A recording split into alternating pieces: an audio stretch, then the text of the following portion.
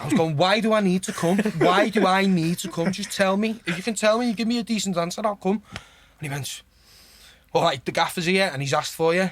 And I went, bollocks. So it's like he's had one night off on the whole tour and he asks for me. You know what I mean? I was like, nah, lad. And he went, lad, he's asking for you now. Like, if you come to the bar, you got to turn him down. I was like, I don't believe you. And he was telling the entry saying, Jurgen, he doesn't believe me. And I just did, Jamie, get the fuck down here now. You know what I mean? I was like, but it was on lads, I just looked at the women and just like, are we going then? And they were like, yeah, come on. They were like, fuck me, husbands and kids, we're going to them day.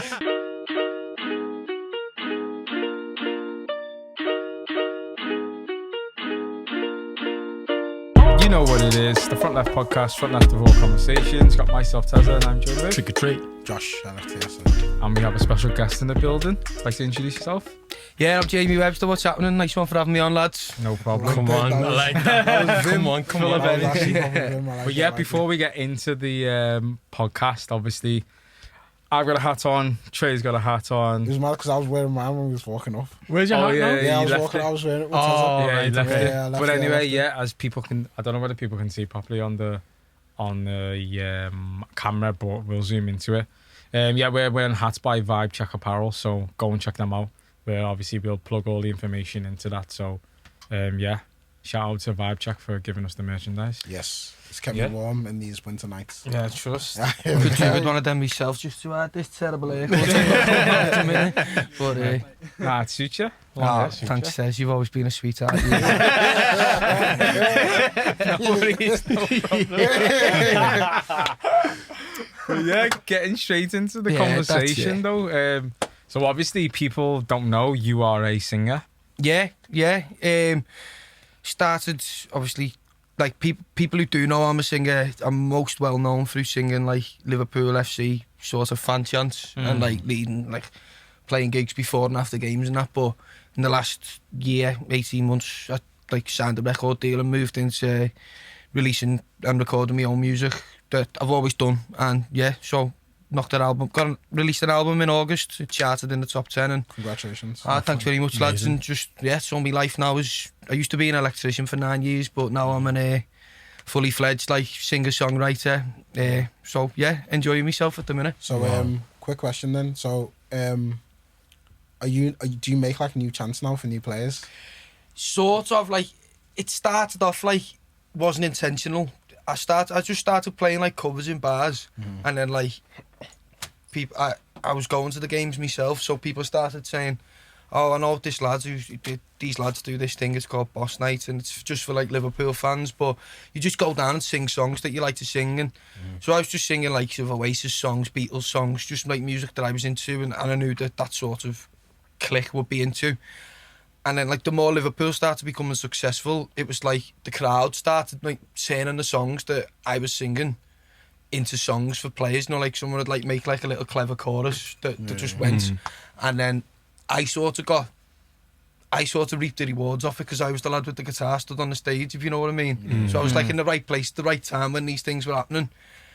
And then a lot of people just started, like the video started to circulate, and a lot of people started to come down.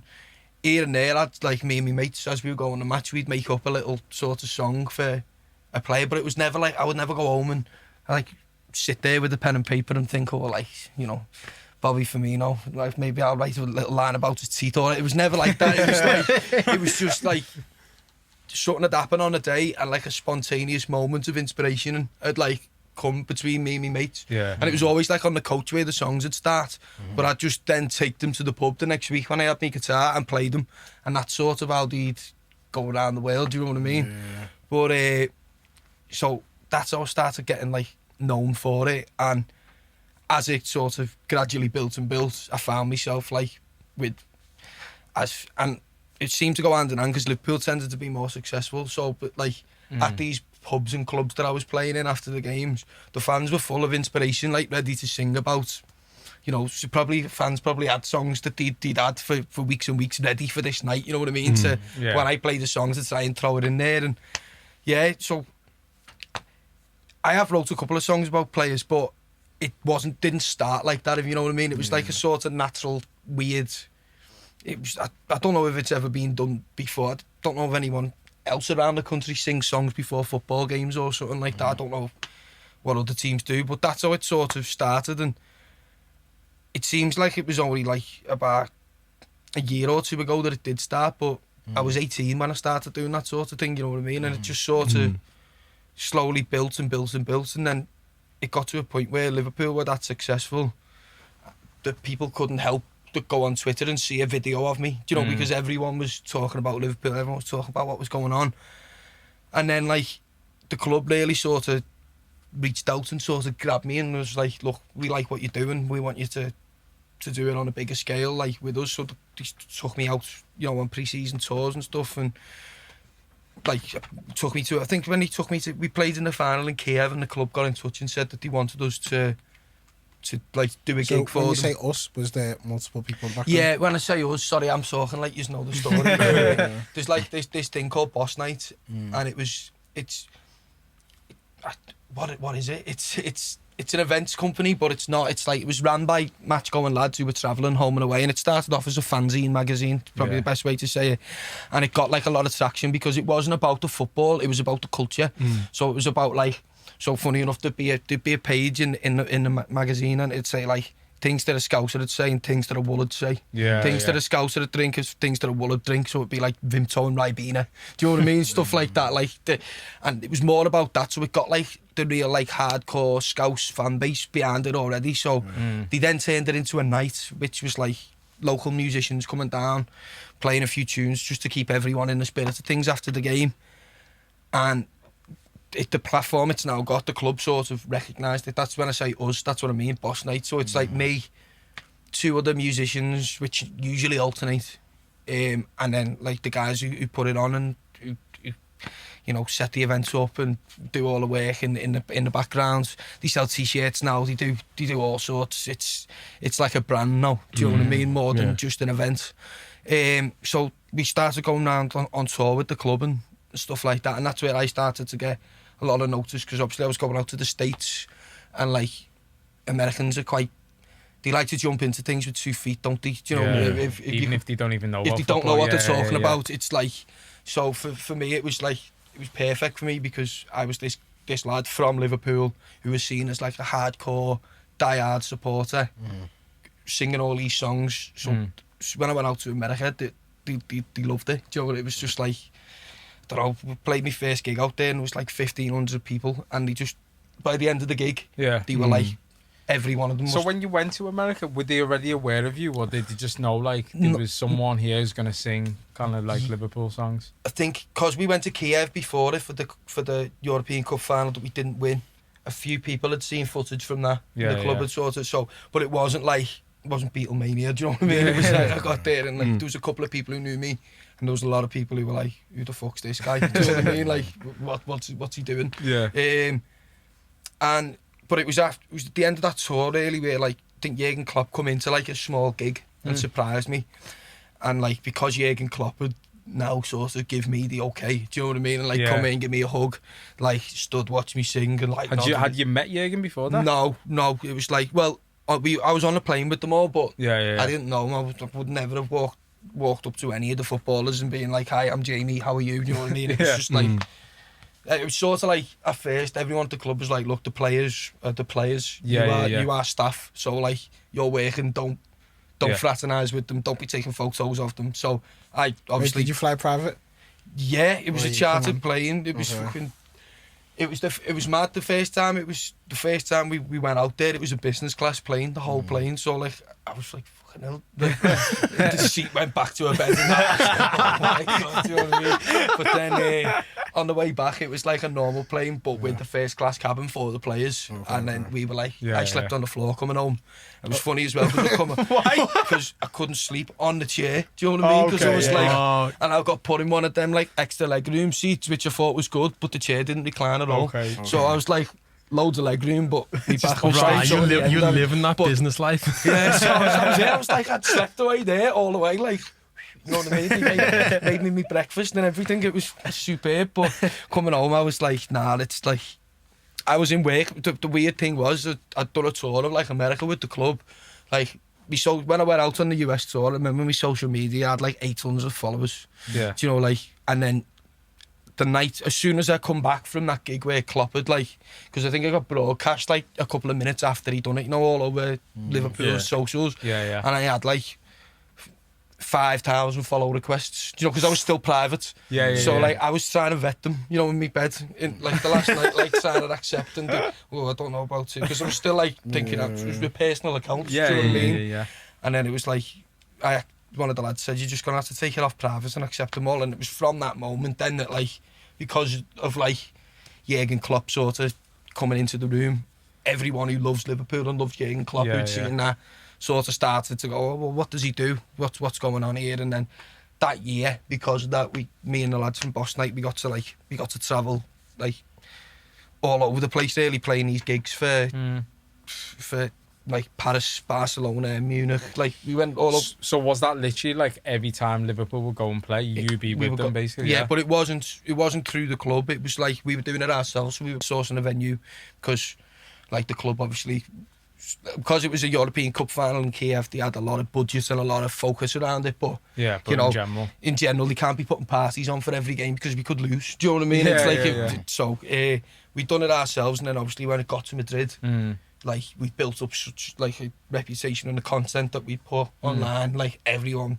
sort of knew that there was going to be a big do in Madrid, and that was the day that sort of, because I was still working as an electrician up to that point. Do you know what I mean? I was like, I think it was when I come back from the first tour, I went to wire smoke alarms in a flat in Birkenhead, you know, the next morning, and it was like, you know, I was literally a foot, like an arm throw away from Virgil van Dijk on the plane yesterday morning. And like, that must have been so surreal though, for you to be like the previous night, like you're saying, you were with Van Dijk and the whole team, then the next day it was in the alarms. It was a good way for me to know, like, look, don't get carried away with nothing yet, lads. You know what I mean? Like you're still having to earn your money and like whatever. So that year was, to be honest, it was probably the most stressful year of my life, because I was taking on more responsibility. I was working for a family company. I was taking on more responsibility in work. I was given, like, even doing jobs for friends, you know, like who were buying houses and stuff like that. It was like, and singing, and I was working myself to the bone. And it come to a point, I think it was just after I got back from Madrid, all these gigs come in, and I was like, I don't know how I'm gonna do the both. And it was like, how did you manage to handle that? Did you have anyone? So did you have like management? No, or at that point, nothing. It was just myself. I just, like, people like the BBC had phoned me and be like, would you come on BBC and talk about your gig in Madrid, or talk about like what you've just done, or this new song that you've just made up for this player.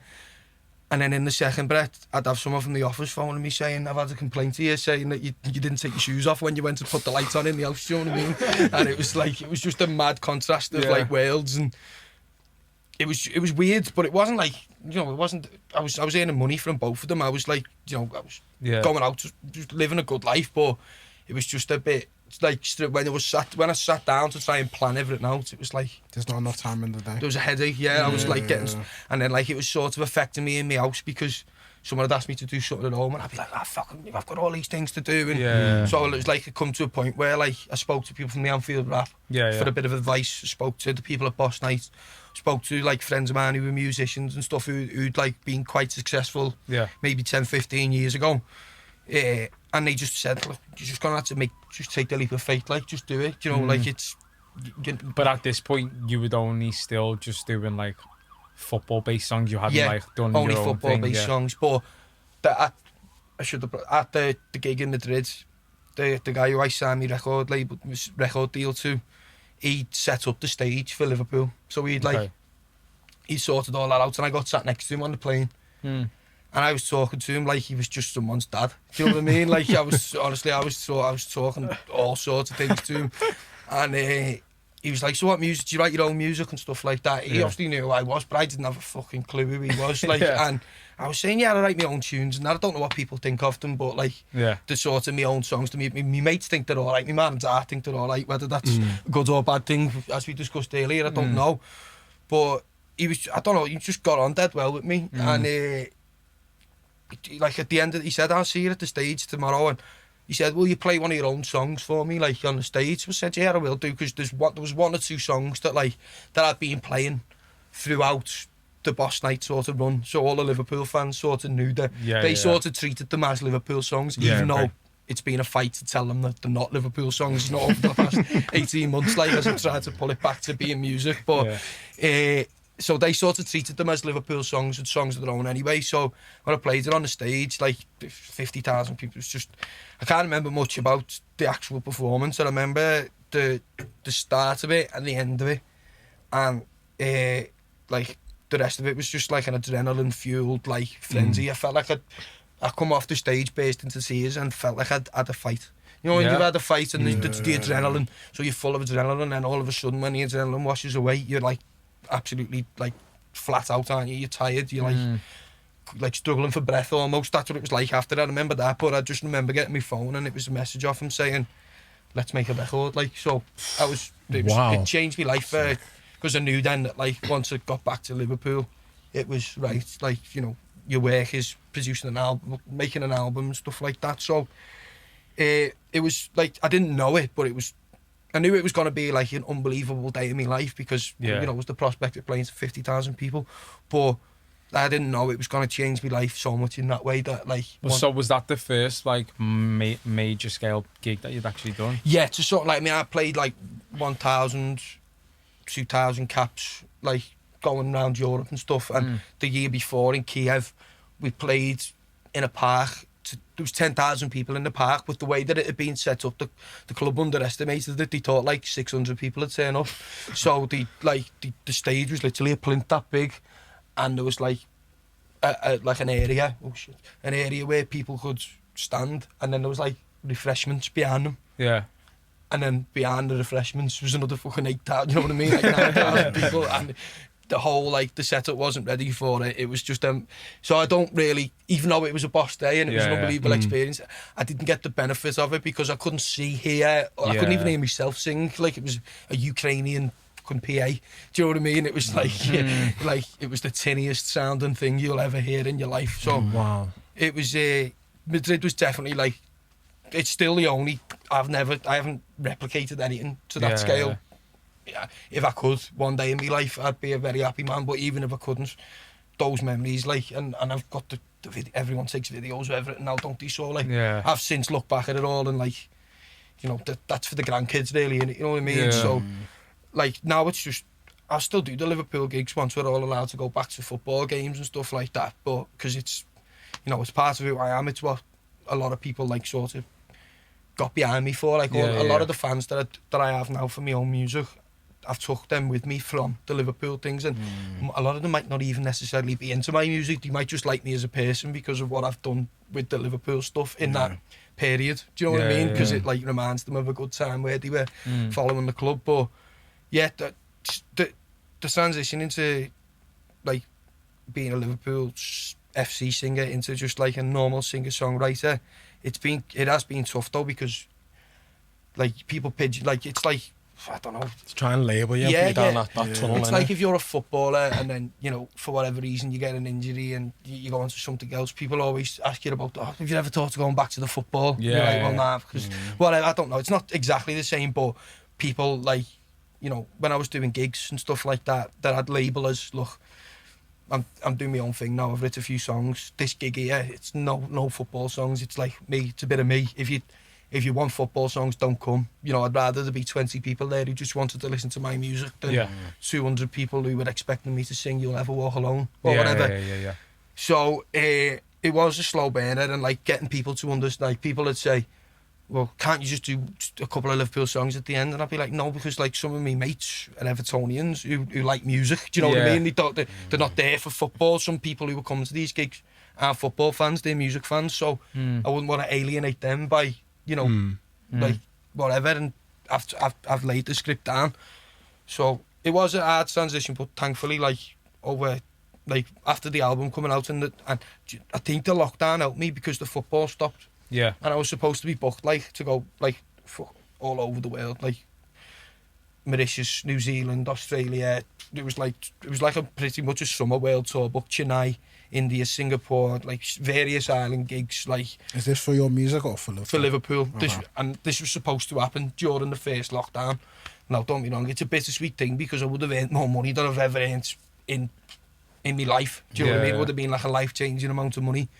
But at the same time, everybody would have been like seeing videos of me floating around a newsfeed singing to different groups of Liverpool fans all over the world, like the league title party, whatever. So then for me to try and promote an album in the middle of all that, it would have been because people would have been thinking, well, that's what you do. So this is just like, so the fact that like the football got put to bed for a few months, and it was a blessing in disguise for me really, because while I wasn't really gigging and earning money and like, you know, earning a living, I was putting like me every focus into like the album plan and like what singles we were going to release and maybe like new ways to interact with fans, you know, and just like really put me a bit of me as a person and my songwriting as a person out there for people to see and for people to connect with before the album come out. And I really do like genuinely think it done me the world of good for people to be able to have enough time to see me just doing music rather than there being like then a football song thrown it, like, you know what I mean, football video. So I mean, don't get me wrong, I've had people like, I played a gig in Dublin, like advertised it as my own song, gigs like no football songs, that just released my second single, and like these, like, I walked out onto the stage and like there was fucking hundreds of people in Liverpool shops. Oh no, this is gonna like, so I started singing the song, like, but the two singles that had released, people sung and were like happy with them, you know, it was all good. And then it was like, sing We Love You Liverpool, and I was like, look, I'm not here for that. Like, I'm not here for that. Like, this is, I'm so sorry if you've got your wires crossed, but on every promotional post, I have put no football songs.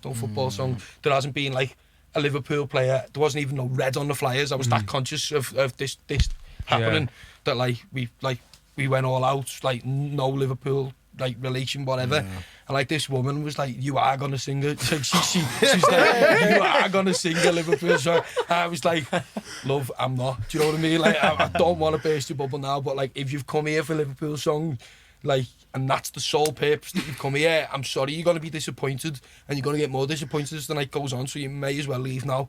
She was like, I want my fucking money back. I paid for the Boss Night. And I was like, can you see any Boss Night brand in here? I was like, there's no Boss Night, and unfortunately, love, seeing us with half an hour into the gig, you're not getting your money back. And she stood on the stage, right? No shit. 32 amp commando socket, lifted it above her head and was like, I will pull this plug if you don't. Was there no like security area? That's what I said. I was like, is there any security? I was like, on the mic, was like, is there any bouncers in here want to do something about this? And like, it ended up, me mates were like, fucking pack it in, love, will you? You know, turn it in, girl. There's like a few of me mates who travelled over to see me play. My girlfriend was there. Next thing, this fucking boyfriend, I don't know if it was a boyfriend or just one of her friends, he looked like fucking Sheamus, the wrestler, mate. You should have seen him, lads. He was huge, and he just like, I don't know what happened, like someone must have like just like pulled like a red card from his face, and he just literally steamed up like a bull. And I'm trying to sing, and I can see him charging into me mates, like, and my girlfriend's like at the front trying to calm it down. And I'm going, if you singing, going, if you touch my bed, like, you know what I mean? Like, I was just like, it was the most chaotic thing. And then, like, as I walked off the stage, I had after him, like, yeah, you know, enjoyed that, like, like, and then I had after him, like, give us a fucking Liverpool song. Like, literally walked off the stage to the booze, and I was like, fucking hell, I've like had so many great memories with these people. Like, I can't believe. And then it was like, I was getting more and more wound up. And as the backstage door was shutting on me, this fella turned around and he was like, you're a fucking rip-off, Jamie. And like, I just seen red. So like, I turned around, and as I went to like run back through the door, the bouncer was there this time. Like, fucking shut the door. So I've been volleying fuck out of the door, you know, trying to get through the other side. My girlfriend was like pulling me back, and a couple of my mates went down to the backstage room, like, you know, like, decompressed, done whatever I do to decompress, do you know what I mean? And then like sat there, and then my foot just started fucking throbbing. You know, like, you know, you could just feel it going bum, bum, bum, bum, like pulsating. Like, I limped back to, like, got back to the hotel, and it was like this big and purple, like, you know what I mean? It was just, and I had a gig in London the next day, to fly to London and play in London, and that. It's just like, what one bad experience where I thought, like, do you know what I mean? Like, so, you know, with like obviously people come to gigs expecting like you to sing Liverpool songs and that. You know, like if you go out on just a normal night out or a normal place, do like the clubs or bouncers or bars ever think, Jamie's coming in now, like it might turn into something, and we don't want that, because if you say like people that recognise you, they might think, you know what clubs are like when they no, definitely. I mean, it's not Not usually, unless like, I don't know. No one's like ever said anything to me like, no, we don't really want you in here because we're worried that you might incite like football songs, which then might incite some sort of riot. But it's not been like that. But like, I have like people like when I'm out sometimes go, gives us single LA for us, lads, and I'm like, what, here in the streets? Like, do you know what I mean? Like, come on, mate, you know what I mean? Like, do me a favour, but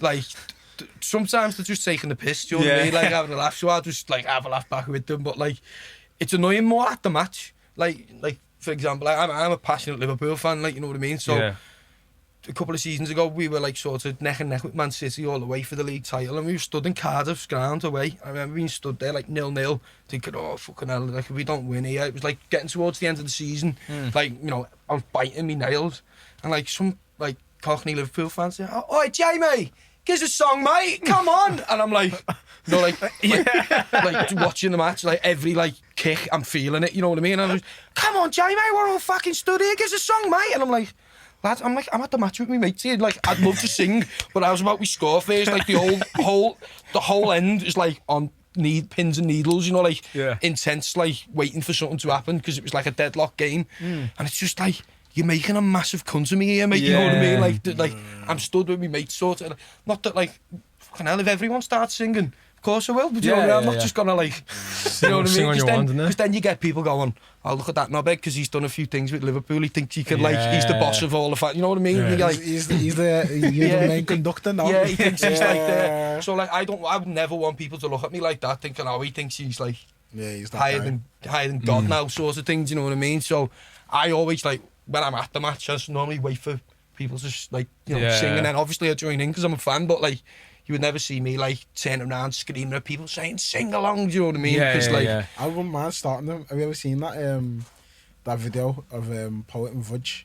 Which one? They start singing chants. They were at some mad game, and it was when they were doing Copa 90. When they were in the World Cup? Yeah. I've seen it. And they were singing like I've always wanted to be that guy. Or they start the Mexican wave or something, and then everyone just starts singing the Mexican wave. It's a powerful feeling, like, you know, like when I was a kid, I remember like it was my dream, like, to start a song on the Cop. Yeah. You know what I mean? I remember being like, I never used to sit in the Cop. I used to sit like, all the songs in Anfield start like from the middle of the Cop or the back middle of the Cop, and I used to sit like sort of like the Armand's bit, you know what I mean? Because it was hard to get tickets, so like the atmosphere was a bit flat by me, and like as a little kid, it was like, I want to go to the Cop and sing, like, start a song. And I always remember playing Man United, and I got tickets to the Cop, and like it was like, I was only a proper kid, and it's like, there's a song and it's called like, it says the famous Man United went to Rome to see the Pope, the famous Man United went to Rome to see the Pope, and then it goes, and this is what he said, fuck off, who the fuck are Man United, sort of thing, like, you know what I mean? So I started singing that, like, 'cause it was my favourite song as like a 7-8-year-old, and I remember like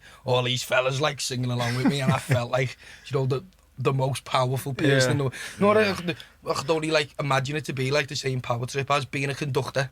You know, like that's a serious power trip, that, innit? Like, you know, like, that's another dream of mine that I'll never get to do, obviously, because like I don't know a thing about classical music, but like if I've watched orchestras and that, like, especially when they're doing that, but they feel it, don't they? Because like, you see imagine it, right? Like you're standing there and you just go, and like, so you're doing that, so they're all sitting down there, it's like that's loud, like, and it's like, and then when it comes in, mate, you must feel like, man, you know what I mean? I know what you're talking about. I used to get my pen myself. I was doing Harry Potter here. I know that's actually a dream too, man. I get it. Like, it's literally that, all that power at your fingertips. Do you know what I mean? It's like Harry Potter.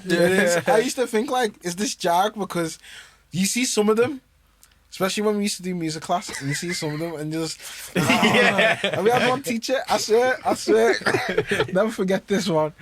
We had one teacher, so like, people in school used to play instruments and stuff, and like, when it was like for like, I don't know, because you went to a Catholic school as well. No, I was yours Church of England? Yeah, okay. So they used to get people from like... I got in through the test though, so it wasn't, like, religion's not really... It wasn't a thing? Not for me anyway. Ours was test as well. Yeah, it was. So then fucking when you need to get like most people played instruments, so we started like orchestra, and there's one teacher and he used to do that. I'm thinking, Mom, everyone's like 12, 13, 14. You actually really know what you're doing. Everyone's just a bit freaked out. I was going, and you thinking, nah. Theatrics, man, it's theatrics. But like, there must be so, because when you see them on the telly, like, they fucking feel it, don't they? Like, their vibe, and then, like, you know what I mean? I genuinely feel a conductor's a hype man. It's like, it actually is. It actually must be a hype man, because that, like, the passion, what you're saying was from the one and to, like, all that. If you're getting that, you're ready to, like, spill your beans and go for it. But they do have a bit of knowledge of what they're doing, because they know who to start. Yeah, the tune to come they have no listen, like, yeah. No, they we're like messing about it, but they know that, like, that musical arrangement inside out, like, to every you know, cymbal hit, to every string that is like moved, like if it's off, you know what I mean, they'll probably be more angry with themselves than they would the people who've played it, you know what I mean, like, because they're supposed to, like, it's like, only because the lad who plays bass for me, his dad was like, I think his dad was a conductor, like, or he has conducted orchestras, do you know what I mean?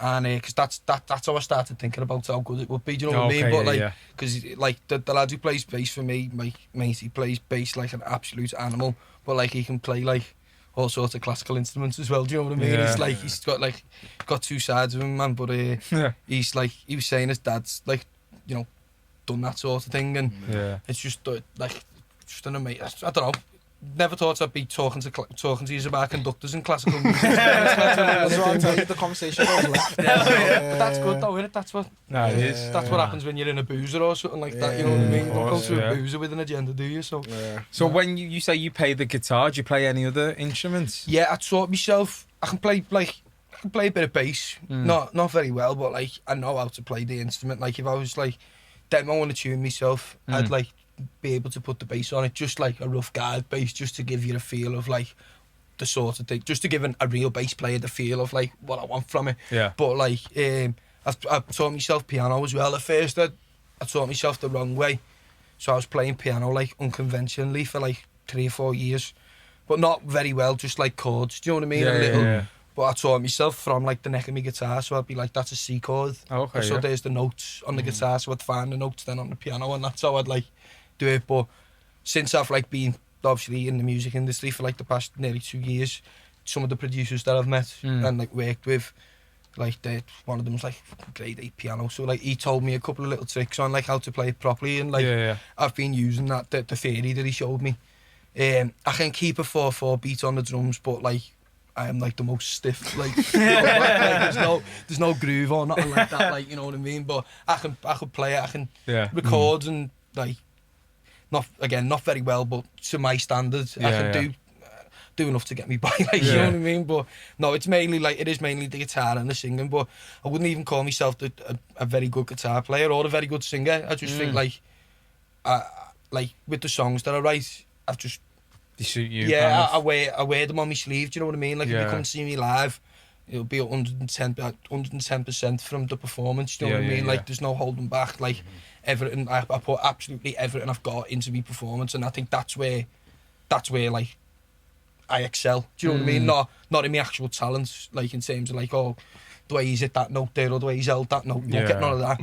Or like, oh, look at that finger work on the guitar. Not even none of that. It's pretty basic stuff what I play, but I make it work for me. Do you know what I mean? And it's like, quite raw. Yeah, I carry it in my own way. Like I like to think, and like it's more about how much, like, you know, I actually feel it. You know what I mean? And like and put myself into it. Like, and like I think the storytelling and like I like to think that what I write about, I tend to write about real life. And so do you base your music, or were you going to ask a question? I was going to say, obviously being from the city, and like obviously the city's influenced by like a lot of sport, music, like yourself.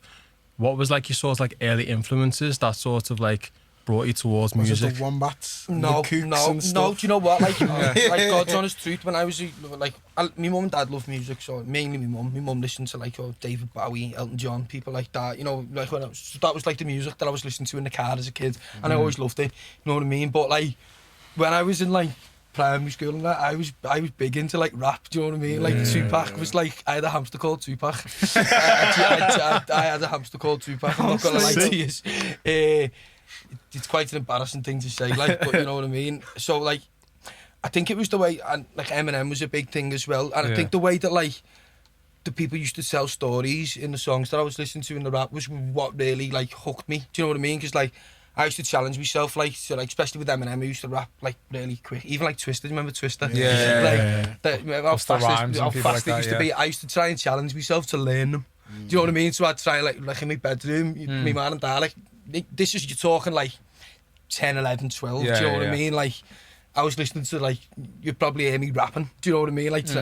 Probably really, really badly, like trying to get all the words in the sentence, but that was like my, not me early like taste of music, because as I say, it was like what my mum and dad were listening to and my early memories of music, but that was like the first sort of thing, music that I found on my own, do you know what I mean? Because like 50 Cent and all that, they were big, they were in the charts then, they were like pop stars more than they were rappers back then, you know what I mean? And it sort of like led me into Gil Scott-Heron. Funny enough, I stumbled across him one day, and then like it was only when I turned like 13, 14, I like got in, one of my mates like really, they just fell in love with like, you know, guitar music and stuff like that. And he was my best mate, like, and I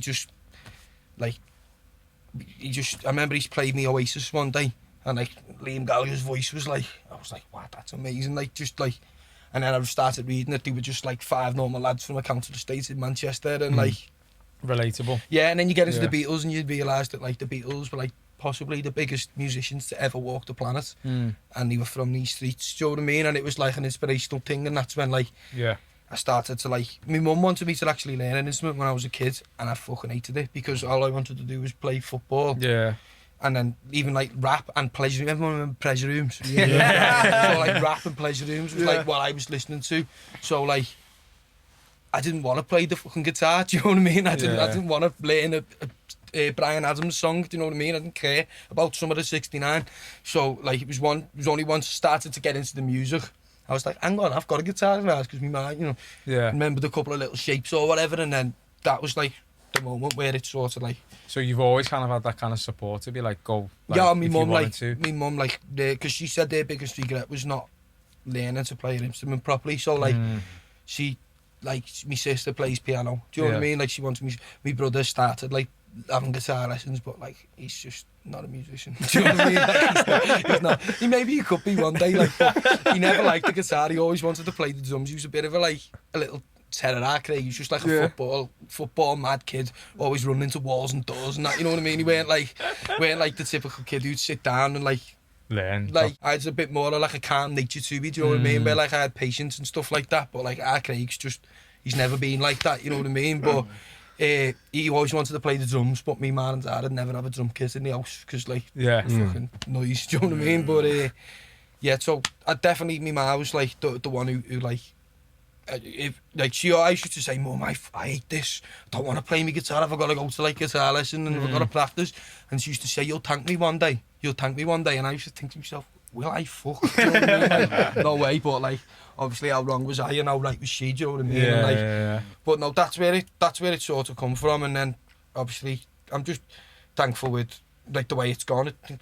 People have found me music relatable, you know what I mean? I don't write about a lifestyle that I don't live. I write about, like, you know, a lot of it's political, a lot of it's like, you know, I fucking hate the Tories, you know what I mean? So there's a lot of that in me music. Does that ever get you any backlash or anything? Nah. No, no, but wouldn't be probably in this city. Not in this city, no. But, and to be fair, like, people in other cities who support the Tories, I don't want their fucking support, you know what I mean? Like, I'm writing for the people who are like me, do you know what I mean? I'm writing for the people who believe what I believe and who've been through the things that I've been through. Not that I've had a fucking traumatic life, but, you know, I've seen things that, like, you know, people who were in, like, more privileged positions wouldn't get the chance of seeing. And just because I haven't lived that doesn't mean that I don't need to know that I don't know that it's wrong. Do you know what I mean? You don't have to live through something to know that it's wrong. You know what I mean? You can look at something and, like, through the shoes of your mates or people around you, and you can go, fuck, no, that's not right. You know what I mean? And so I've always been like a bit of a socialist, a bit of like, you know, at heart, and that's what I put down on my music. And like, even like my main song, Weekends in Paradise, people think it's about going out and taking drugs for 3 days straight, and it's not. It's about the consequences of that. You know what I mean? It's like, if that works, it's like, because it's got a on the beat kick drum, and it's powerful. People think, oh, it's just it's a drug promoting song, but it's like, you know, if it's working for you and you're having a good time, you go, and at the end of the night, you're thinking, yeah, that was all worth it. I've got memories there that I'm going to take with me forever. And sound, you enjoy yourself. But if it comes to the point where you're like, fuck, no, this isn't working for me, like, it's starting to affect you mentally, it's starting to affect you physically, the lifestyle, then maybe it's time to stop it and stuff like that. But that's me songwriting, like, sort of in a nutshell, do you know what I mean? I like to think that it's as real as it could be, do you know what I mean? Yeah. So, no, you said like Tories and that is like part of your inspiration, but like what else? So are you classed as like indie or rock or what are you? It's like, it's weird, because I'd say it was modern folk. Okay. Do you know what I mean? But it's the music, like when people think of folk music, they think of someone sat on a barrel of hay with like an acoustic guitar. Yeah, but it's folk is the stories, do you know what I mean? So like rap music could be classed as folk, do you know what I mean? Because it's like real life stories, do you know what I mean? But like, I'd say it was alternate, singer-songwriter, alternate. I wouldn't, no. It's on not. Google, it says alternative/indie. Yeah, well, there you go. But it reached the #1 in the inaugural folk charts, which I wasn't expecting, because like some of the music, it's not heavy, but like, you know, there's some like electric guitars on it, there's a drum kit, it's like some of it's quite, you know, got a bit of groove to it and stuff like that, and it's not, you know, conventional folk, but because the stories that are told and like. So is that what you would class it as then? I'd class it as like modern folk, but it's probably hard to put like a label on your own work. I think if you speak to most, unless it's like undeniable rock and roll, jazz, R&B, you know what I mean? Like, but like for me, it's like it's an acoustic guitar with a band behind it. So I don't know, but the inspiration's just definitely like, you know, modern day life. Like, it's probably, I'd say the first album to some of it's like the joys, the escapes and the struggles of working class life, do you know what I mean? That's like the sort of concept that I tried to base the album about, and that's why it's called We Get By. And it's like the summarising point was that, you know, you do take a lot of shit and you have a lot of good times as well, and it's about living through, you know, enjoying the good times and putting up with the bad to sort of get by, and at the end of the day, you know, you're all right, sort of thing. And so that's like, thankfully, especially in this city, like you said, it's like something that people definitely like relate to, and the feedback I had of it, like the targets is for sales and stuff like that. We smashed through them. Like we was like, they set us a target. Like the record label set me a target, and we smashed the target within like the first 2 weekends of the pre-sale. So then it was like next target, you know what I mean? And then 2 weeks later, that'd be smashed, and it was just it was an overwhelming ride, like, you know what I mean? And like because like when it's the end of the week, like the end of the first week is where you get your album chart position. So like I was like, my manager was phoning me up, like just like saying, looks like Lewis Capaldi's gonna overtake you. And I was like, what? Do you know what I mean? Like, this is fucking straight. Pop Smoke's about to overtake you. Like, you know, and you're like, what the fuck is going on? Like, you know what I mean? Like, it was mad. It was crazy. And like I was sat top of the official iTunes charts for like the best part of a day, above the Killers. Do you know what I mean? And that was like the most, the Killers albums, not that I sold anywhere near the amount of albums that they did. It was over like that 12-hour period, do you know what I mean? That like I'd sold more. But that album was the most sold album of the year, the Killers album. And like, to sort of like, not that it means anything, because it you know, it doesn't add any inches to your dick, but it like, just to see myself sat there in that thing, I thought, like, you know, like, I've come a decent bit of a way here, do you know what I mean? Because so how do you like process that then? Like, are you still, because I know you said before, probably like it's still a bit surreal to you to be like, I think, me kind of thing? I think it's just good, the people I've got around me, like me mates, like fucking hell, like there's no like, I don't get any ego boost off me mates, like, you know what I mean? Like, you walk into the room and like they skit you, you know what I mean? And like they bring you back down to earth. My girlfriend as well, she's been amazing at like, you know, like she's a really like salt of the earth girl, my bird, and like she's also very socialist and like you know, very like, her morals are in a really good place. So like I've never really, it's never even been like I've felt myself going, oh, I'm getting a bit big-headed here, like, but like I think if I was to, the people around me would like rein me in so fucking quickly that like I wouldn't even, you know, like I wouldn't know I was born, you know what I mean? Like especially some of my mates, like, cause some of my mates will just like, even if like I do a post and like somebody writes like, what the fuck are you doing? You know, like, cause it's like a promotional thing and I'm gonna have to do a video. Hello, thank you to everyone who's like done this. And you're like, what are you up to there, lad? Like, that's like, why are you acting like one of them dickhead influencers? And that, you know what I mean? And it's like, so like, I'm even like some of the things that I do now, I'm like, oh, are people gonna think I'm a sellout if I do this? So like, it's always like a conscious thing for me to like, I can't write songs about like being a normal everyday, person and then be one. Do you know what I mean? And so like, it's just always about being like sticking to my roots and like just being real. Do you know what I mean? Because like I say, all that stuff that I've done, like it might be good. Do you know what I mean? And there might be a lot of kids out there who love the opportunity to do it and like would strive to do it. But like I said, it doesn't make you any bigger. It doesn't make you any stronger. Do you know what I mean? It might put a bit more money in your pocket, but it's not like, it doesn't make you any happier. Do you know what I mean? The happiness that you get is when you're actually on the stage, sharing like the connection with the crowd, not like when you've fucking sat in a backstage room after it, like I'm the bollocks. You know what I mean? Because it's that's not the high for me. The high for me is like on the stage with the fans, and even like in the studio, like I don't sit there like, it's not like, oh, look at that, what I've just done. It's like, I enjoyed the process of turning it into an acoustic, like, recording on my phone to this, like, produced track and, like, all the layers of it and that. And, like, I just like to, as long as it's, like, a representation of me, I'm happy with it. But I would never, like, I don't know, I would never be, like, I would never, in an argument, for example, if I was having an argument with my manager, for example, or another musician, I would never say, oh, hang on, I've had the fucking top 10 album, what have you done? Or anything like that, or like, what's he done? Or you should be doing this for me because I've done this. I don't take a sense of entitlement from it, you know what I mean? As long as I'm enjoying myself. At the end of the day, like, I was an electrician from I left school, do you know what I mean? Like, after, it was alright at first, I was earning money, but then after you're doing it every day, rolling around in lofts and under floorboards and shit, you're like, this isn't what I want to do for the rest of my life. And music was my passion alongside football, and I've got to live sort of both of those passions out as a career now, and like that for me is like, that's the thing I can take from it. And like, every day's different. Like, I get up in the morning, like, I basically choose what I want to do. Do you know what I mean? If I'm going to write songs today, or am I going to do me books, or am I going to do whatever, bit of promotion, or sort out these gigs, like work out whatever it is that I do. It's like, it's a new.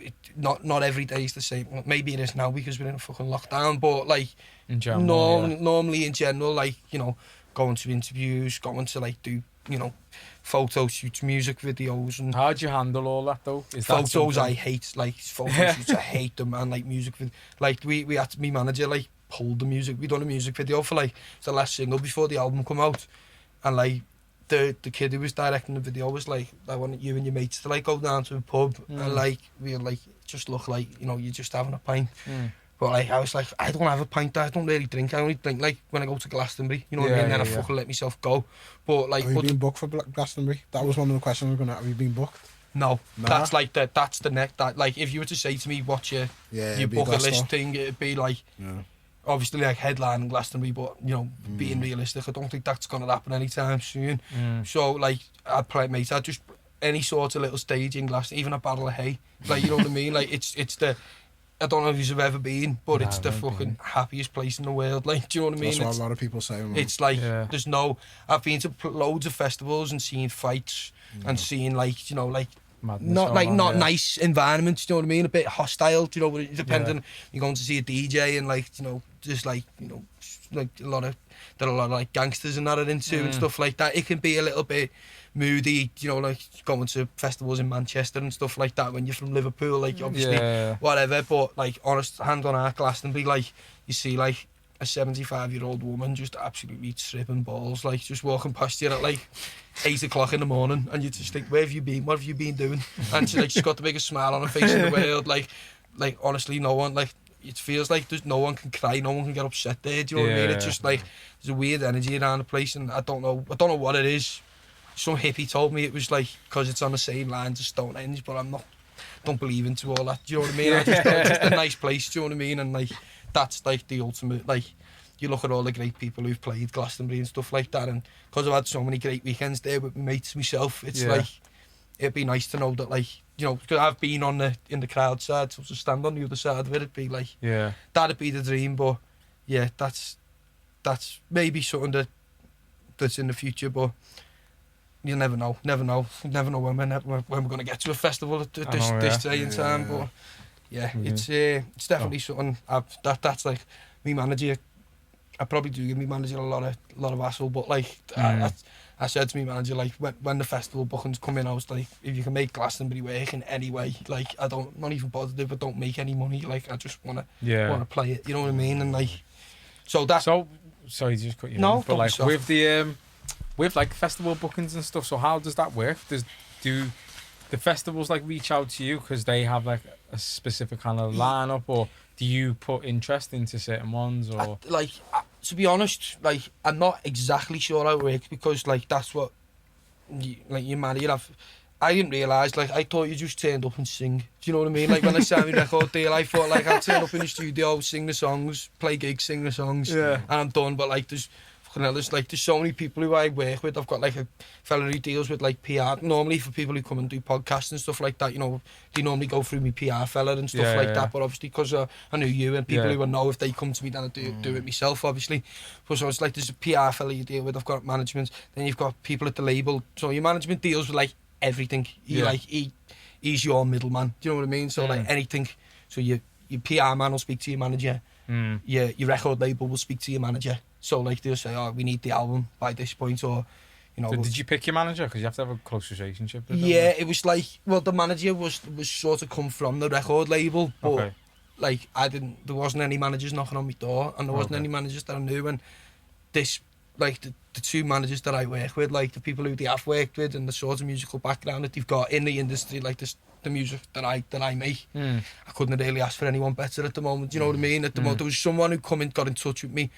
Do you know the guys from Mick Lowry? You ever seen them? Yeah. Their manager got in touch with me well before I'd even released the song, but it was like the guy who was sort of acting as my manager was just my mate. Yeah. He told me something about like his wife was like something to do with political, and it wasn't like... It wasn't for you. It wasn't for me, so I just didn't even entertain the idea of him. He might have been a nice fella, but like once he told me like a bit about the background of like who his missus was and what she voted against and stuff like that, I was like, I don't want part of that. Like, it's important that you stay true to yourself. 100%. Definitely. Like, and obviously, like, so once these managers are from the city, so they know, fucking hell, if the Sun come on and ask me for an interview, it's not gonna happen. You know what I mean? Whereas like other people, like maybe a London manager might not make that connection right away because he doesn't like football or whatever. You know what I mean? It's everyone lives different lives. So I was lucky in that sense. And then when it comes to your gigs, you'd have a booking agent.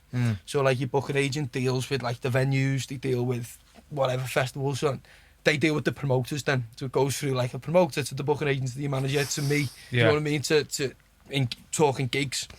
So like with festivals, say I've sold out a venue in Manchester. Like the promoter will have that, and like the festival runners will go to the promoters and ask them for like the numbers of like artists who are doing ticket sales, so then like and stream numbers and shit like that, like so like they take all that into account, and then they'll contact me manager then and be like, look, there's, for example, Isle of Wight festival, you know, Jamie to do a slot, but like at first, like it was funny, like because I got offered 400 quid to do the Isle of Wight festival, but like my band charge 150 quid a gig each, and there's three of them. So like, and then I've got to get to the Isle of Wight festival. Do you know what I mean? So like, it was a one-off gig, and I was like, I can't. At the time, like it was really, really early days, so I was like, I can't do that. Do you know, like I can't afford it. Can't make it work. So like, the idea now is that like, you do a good tour, you sell out your tours, you build like a tour budget up, do you know what I mean?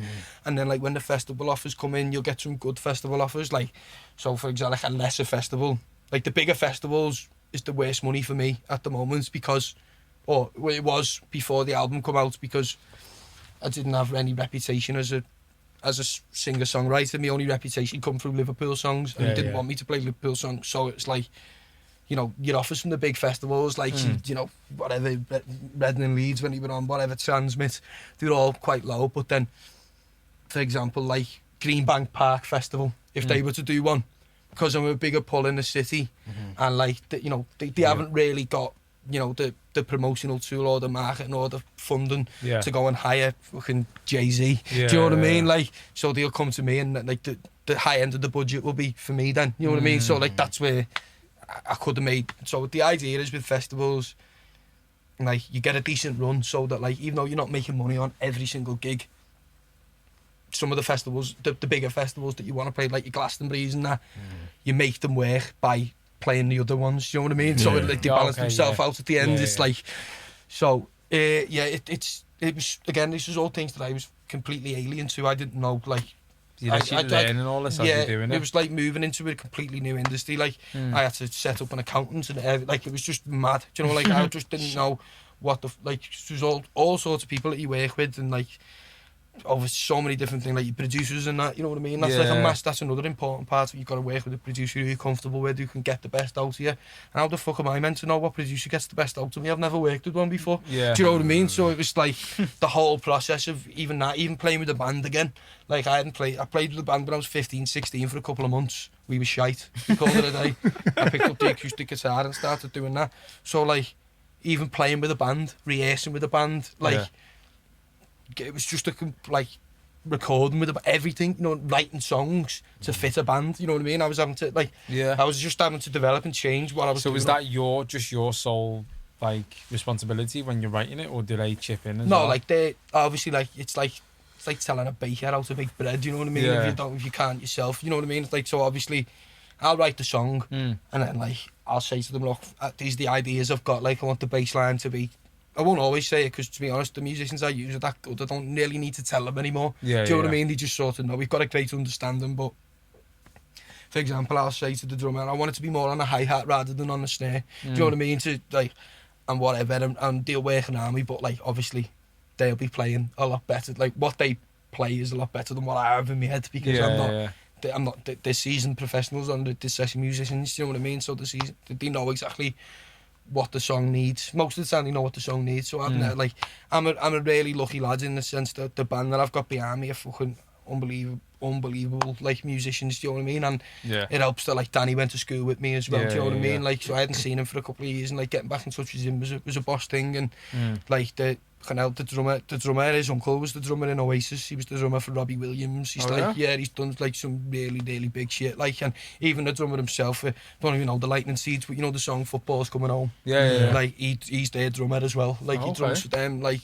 he's like, he goes on he's done it for years, you know what I mean? He's a shit hot musician. He's played Glastonbury 2-3 times. And so my band have played like more festivals than I have. They played all of them, do you know what I mean? But I haven't had because I was doing the Liverpool thing and that while they were doing their music thing. It was like they've been like in the industry from the very beginning. Like, they've learned every alleyway and corner of it.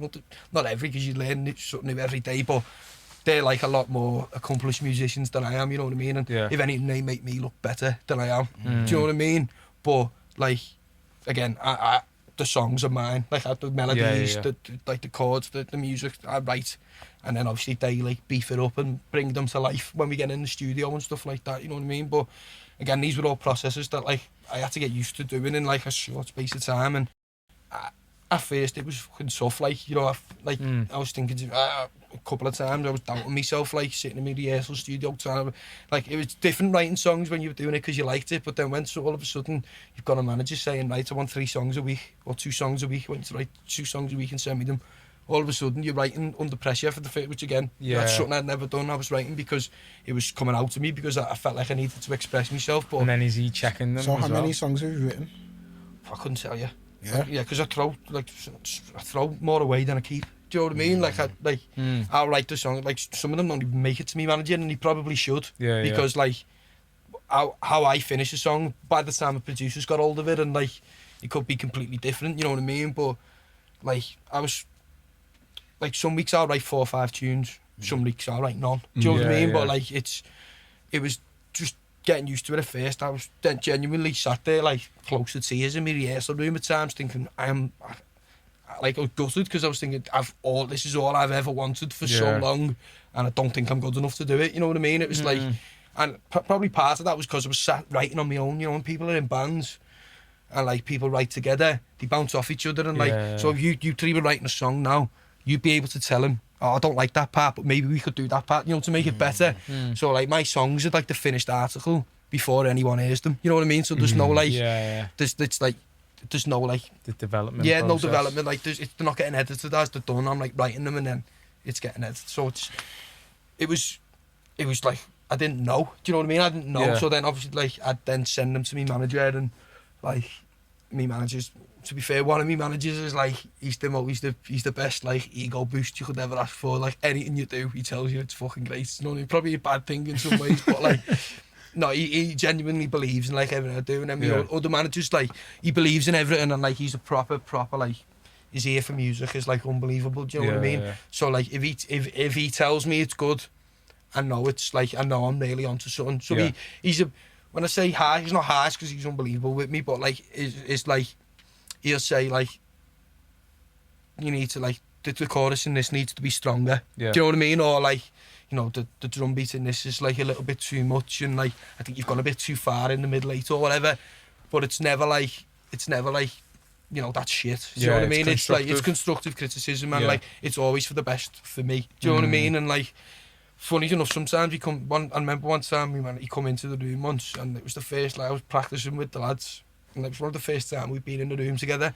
Management come down and like played this song, which was called We Get By. It's like the title track of the album, and we were playing it and like the chorus was the same sort of rhythm and like this was basically similar to the verse, but like I was quite close to the song. I felt like, you know, like it was one of my strongest like pieces of work, and he walked in and we were playing it for like must have been like got like halfway through the first chorus and he just went, when you play the chorus, instead of it being like swingy and rhythmy, make it stabby all the way, so like every note is like bam bam bam bam bam, but not all the way through. Yeah. Like on the drums, bass guitar, everything, but don't change the way you sing it. So I was like, who the fuck are you talking to? Do you know what I mean? This is my song. Been in here for 30 seconds. And he went, but I didn't say it. I was like, and he was like, just trust me. Yeah. Do you know what I mean? And then we done it, and I was like, the bounce in the chorus, do you know what I mean? I was like, what? Now it's a chorus. I get you. Do you know what I mean? So it's like, you know, it's like even like just being like telling yourself to listen to these people because like obviously with your own music and your own work and stuff that you've sort of that's come from your head. You know what I mean? Like you're very close to it. So like when people tell you to change it or like make, you know, it's like. Quite protective. Yeah, it's like your kids almost. Do you know what I mean? You're like, nah.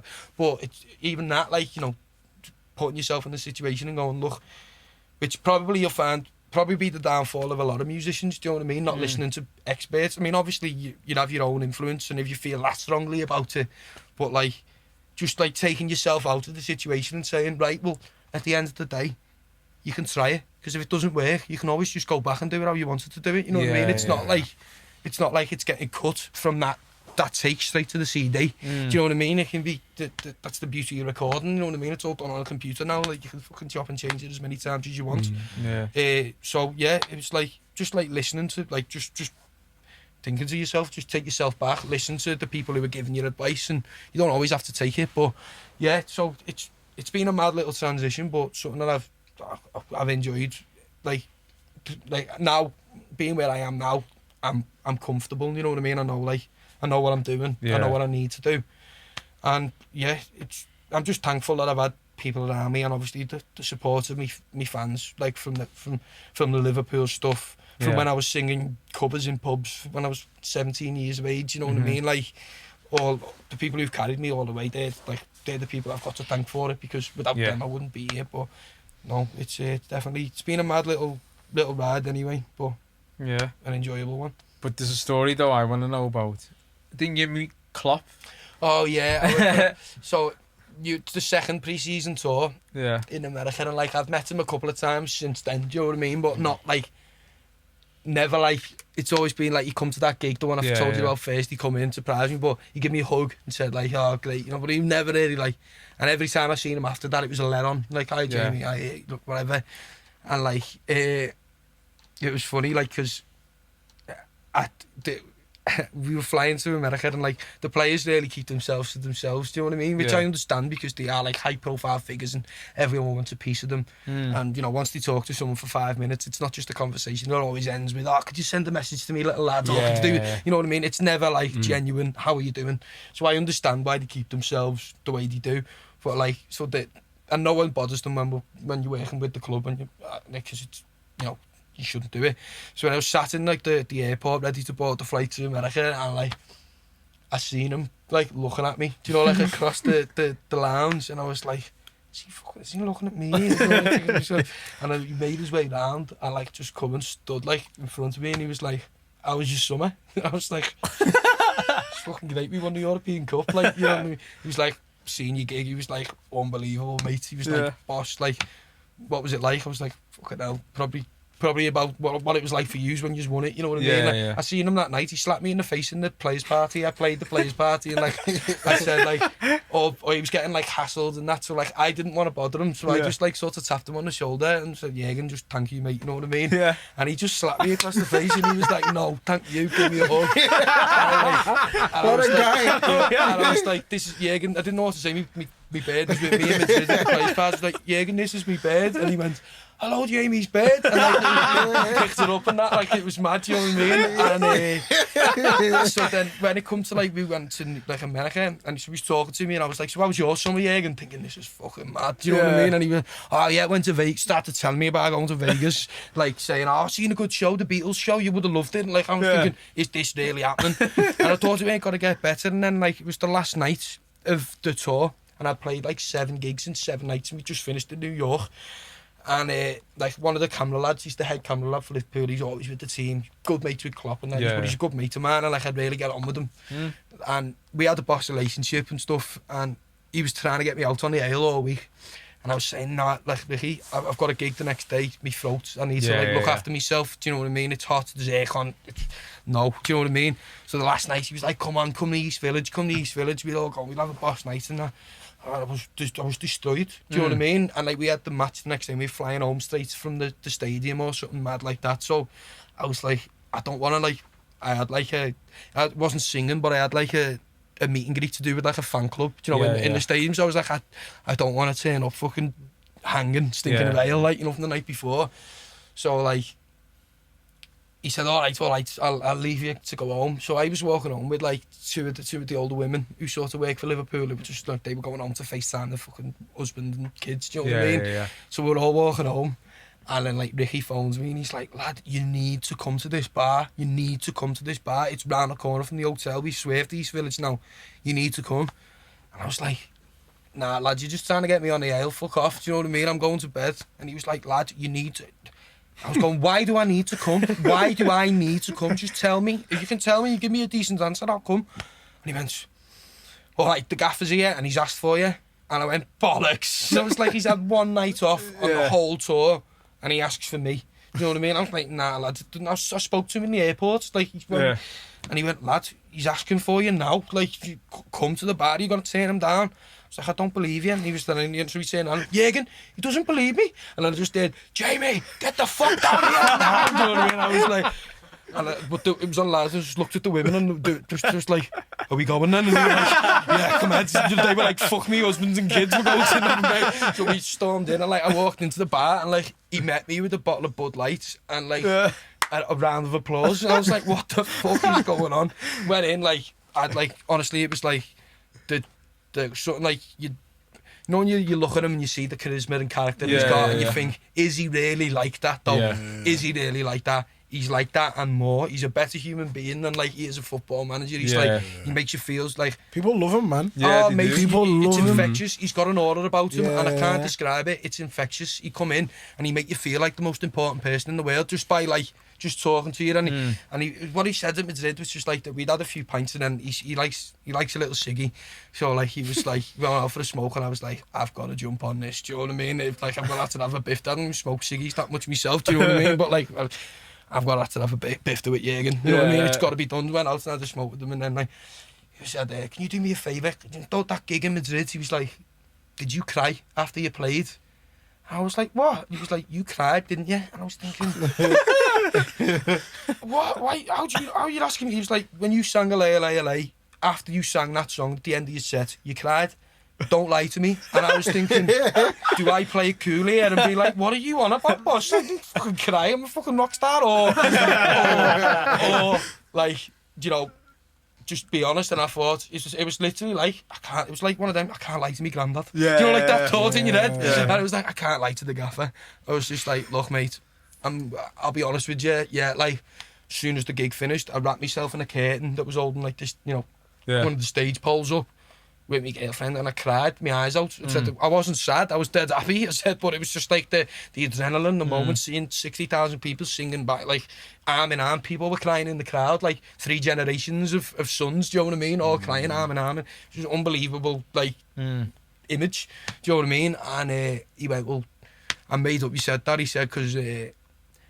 Like 2 days after we won it, you know, after we got home and all the celebrations and stopped, he said that I made like a fake Instagram and Twitter account and like got on YouTube, and we literally watched the whole footage from like your gig and the city. He was like, we watched like, we said we were watching fucking fans documenting themselves like on a minibus, you know, we was watching all the fans like, you know, like there's 5 of us on the minibus here, we're on our way to Madrid and fucking Tingy's took the knock already, do you know what I mean? And he said he was watching shit like that, like to get like to soak it all in. He said, and when I watched your like your gig, and at the end of it, I cried, and I was like, fuck off. And he was like, no, honestly, he was like, you can ask him, you know, if you ever meet my wife, you can ask her. Yeah. Like I was sat with my wife and kids and my dog with a big bowl of pasta on the table, and I was crying my eyes out. He was like, thank you. I was like, no. I was like, you know what I mean? Like, just hold it together, lad. And like, give me a big hug and that, like, and then, like, you know, we had a couple more drinks, and it wasn't just him. I was just talking to the rest of his backroom staff and that. The players like had the match the next day, so they were all in bed in the hotel, and then he got off, and like every time I've seen him since, it was fun. I'd done like a corporate do with for sponsors. The club had asked me to do it, and it was like an exercise where these are like the top sponsors, you know, who contribute all sorts of money. It was at Anfield, and like it was a surprise guest speaker who was Jurgen Klopp, but like no one knew that it was him.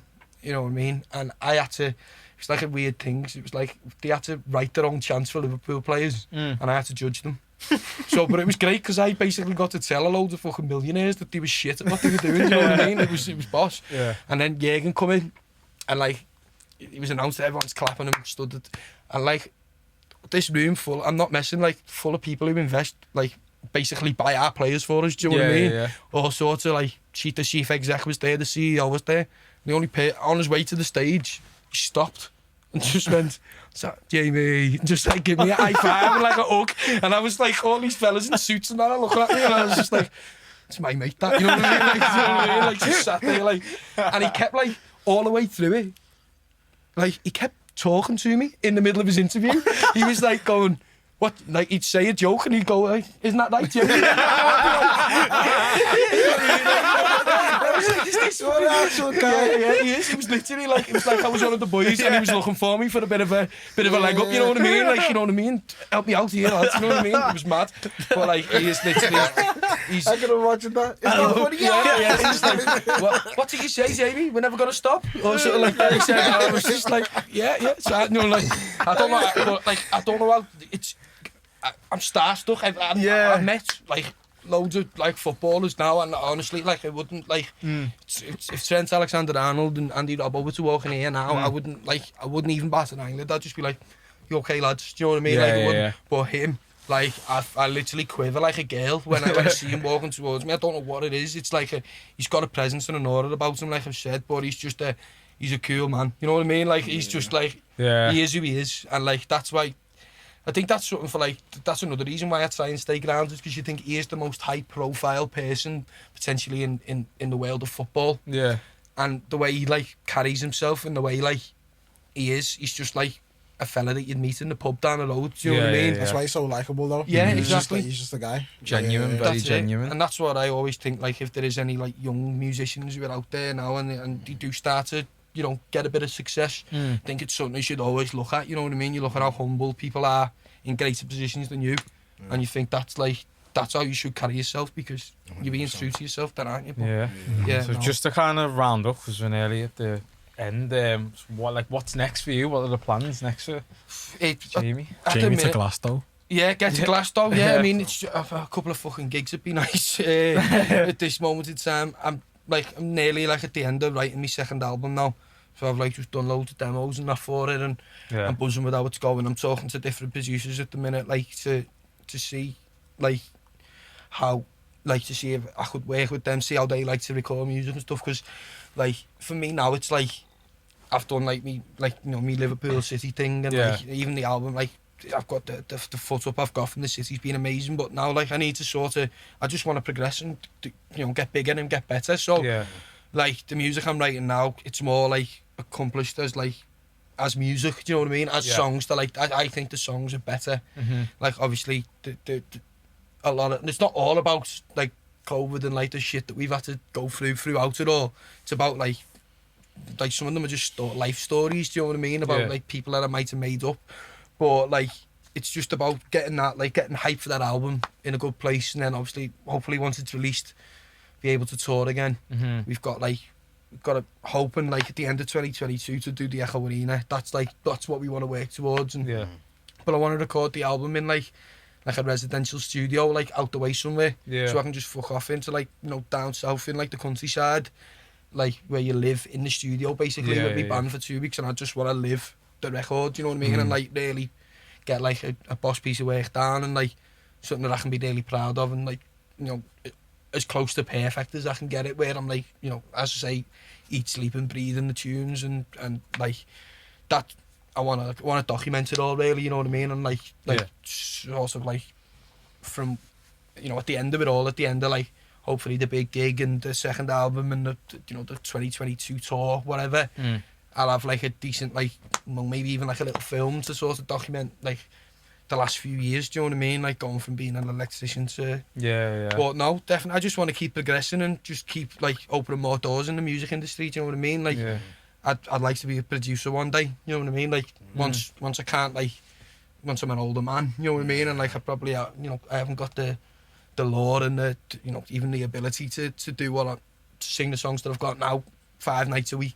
Or I'd love to get into producing, because like I didn't realise I love music as much as I actually do. Do you know what I mean? It's now I'm in the industry, it is infectious, like, and I'll never stop making music, but like once the touring and that stops, like it's definitely something that I'd love to get into, and just see where it takes me, do you know what I mean? Who knows, but enjoy myself more than anything else, do you know what I mean? Like that's definitely. Like life's far too short, do you know what I mean? And like I think the way that life's just been took away from us over these past 8 months, you realise like maybe you didn't enjoy some of the things that you've done in the past. But I certainly realised that, you know what I mean, as much as I should have. So once life gets given back to me, like I want to enjoy my life as well. So not take myself, while I want to do all that, I'm not going to take myself too seriously to do it. As far as I go, I'll be happy, you know what I mean? What I've done now, I said like at the start of it all, if I could break the city and get out of the city and do a few gigs, that'd be more than I could have ever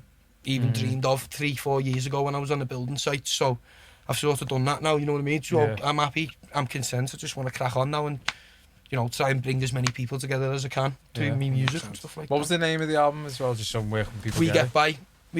It's out on all platforms. You can listen to it on Spotify and shit like that.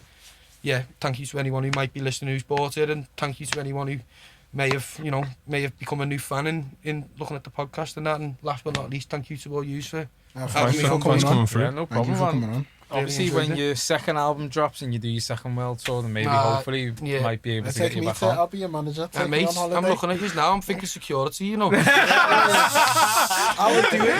it, man. Manchester gig's gonna get tasty, lads. I'll actually do it.